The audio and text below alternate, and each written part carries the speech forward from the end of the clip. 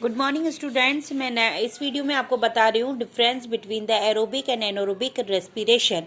Okay, so look at here. यहाँ पे देखिए आप, प्रेजेंस ऑफ द ऑक्सीजन। अब presence of the oxygen, anaerobic respiration and aerobic respiration क्या है कि यहाँ पर देखिए presence of the oxygen, it take place in the presence of oxygen. आपको पता है एरोबिक रेस्पिरेशन का मीन क्या होता है, जो कि प्रेजेंस ऑक्सीजन के प्रेजेंस में रेस्पिरेशन किया जाता है।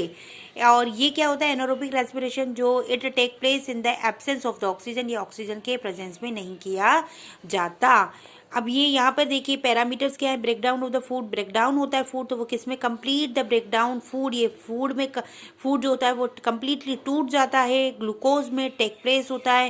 And incomplete breakdown of the food, ये यहाँ पर इनकम्प्लीट ब्रेकडाउन होता है ग्लूकोज, ये क्या होता है, ग्लूकोज टेक प्लेस। ठीक है, incomplete breakdown of the food take place, यहाँ पे इनकम्प्लीट ब्रेकडाउन होता है। यहाँ देखिए आपका क्या है, एंड प्रोडक्ट जो बनते हैं, आपको पहले ही बता चुकी हूँ, आप प्रीवियस वीडियो देखिएगा, सुनिएगा उसको ध्यान से। The end product are carbon dioxide and water. इसमें एंड प्रोडक्ट जो बनते हैं, लास्ट में जो प्रोडक्ट बनता है वो होता है कार्बन डाइऑक्साइड एंड वाटर। इसमें एनर्जी रिलीज होता है। The end of the product are carbon dioxide and alcohol. इसमें एल्कोहल बनता है एंड कार्बन डाइऑक्साइड ऑल्सो।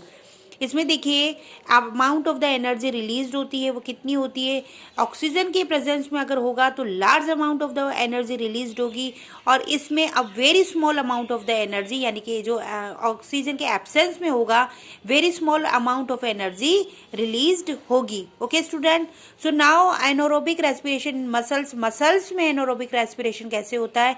और muscles cells can also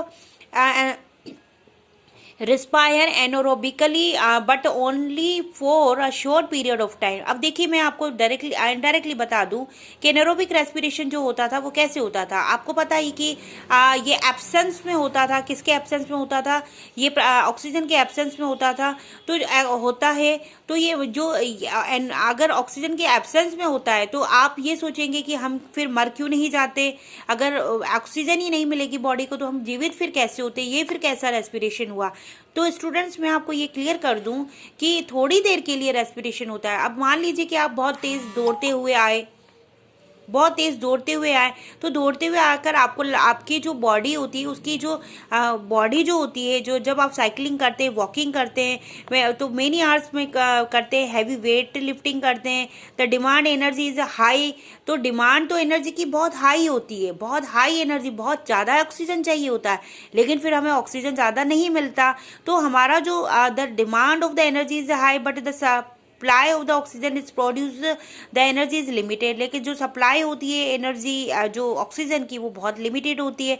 in the other words, during the heavy physical activity demand of the energy is more but the supply of energy less. तो demand तो बहुत ज़्यादा होती है oxygen की जब हम बहुत हैवी वर्क करते हैं, बहुत हैवी एक्टिविटी करते हैं, लेकिन एनर्जी जो हमें मिलती है वो बहुत कम मिलती है। To fulfil the demand of the extra energy, तो एक्स्ट्रा एनर्जी के डिमांड को कंप्लीट करने के लिए anaerobic respiration take place in our muscles. तो एनोरोबिक रेस्पिरेशन हमारे मसल्स में होता है। In the absence of the oxygen, oxygen के एब्सेंस में the food break down into the lactic acid. तो ये जो फूड होता है वो ब्रेक डाउन होता है लैक्टिक एसिड में एंड रिलीज सम एनर्जी, और थोड़ी सी, बिल्कुल थोड़ी सी एनर्जी हमें रिलीज करता है या हमें देता है, as shown in the equation given below. अब देखिए यहाँ पर ग्लूकोज टूट रहा है, एनोरोबिक रेस्पिरेशन हो रहा है, इन द मसल्स में हो रहा है, लैक्टिक एसिड बन रहा है और प्लस एनर्जी हो रहा है। लैक्टिक एसिड कब बन रहा है, ये मसल्स के अंदर हो रहा है, सेल्स के अंदर हो रहा है। After the heavy exercise, very running, fast running, cycling etcetera, we sometime get the muscles cramps यानी मसल्स में दर्द होता है, नस चढ़ जाती है। कभी आपने देखा होगा, आप बोलते हो मसल्स से दर्द हो रहा है, नसें चढ़ जाती हैं, फिर आपको बहुत तेज दर्द होता है। The muscles cramps occur the when, muscle से सेल रिस्पायर द एनोरोबिकली। तो मसल सेल्स क्यों होती है, क्योंकि हमारी उस टाइम जो मसल्स होती है वो एनोरोबिक रेस्पिरेशन करती है। एनोरोबिक रेस्पिरेशन में एनर्जी बहुत कम मिलती है, तो उतना वर्क नहीं कर पाती है जितना उस मसल्स को वर्क करना चाहिए। ओके, तो प्रोड्यूस क्या होता है, लैक्टिक एसिड प्रोड्यूस होता है, and accumulation of the lactic acid is the muscles cell causes the muscles cramps.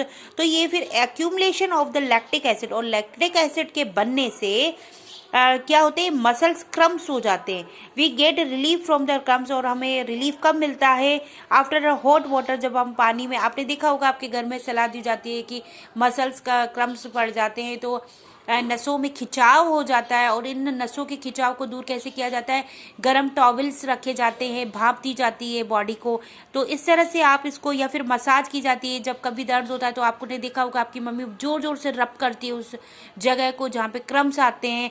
तो दैट इज़ क्या होता है कि ये क्या है कि ये सब, उससे क्या रेस्पिरेशन अच्छा होने लग जाता है, ऑक्सीजन का सप्लाई बहुत अच्छा होता है, रेस्पिरेशन होता है, मसल्स को ऑक्सीजन बहुत अच्छे से मिलने लग जाती है, जो हमारा ब्लड होता है वो वार्म अप हो जाता है, गर्म हो जाता है मसल्स मसाज करने से। और इससे क्या होता है, इससे सर्कुलेशन अच्छा होता है। जैसे ही सर्कुलेशन अच्छा हुआ, circulation blood circulation of blood, these muscles result the supply of the oxygen, muscles cells increases, so muscle cells increase होने लगते हैं, the increase of the supply of the oxygen result in the complete breakdown of the lactic acid into the carbon dioxide in water, and hence give us the relief from the cramps, तो हमें क्रम से relief मिलने लगता है। आप समझ गए होंगे कि हमें क्रम से रिलीफ क्यों मिलता है, क्योंकि हम मसाज करते हैं, उससे ब्लड का सर्कुलेशन बहुत अच्छा होता है। सर्कुलेशन जैसे ही अच्छा हुआ तो increase in the supply of the oxygen, बहुत तेजी के साथ सप्लाई होने लगती है, और इसका रिजल्ट ये होता है कि complete breakdown of the lactic acid into the carbon dioxide, और जो लैक्टिक एसिड बना वो उसमें फिर क्या बनने लग जाता है, उससे carbon dioxide in water and energy जो रिलीज होने लग जाती है।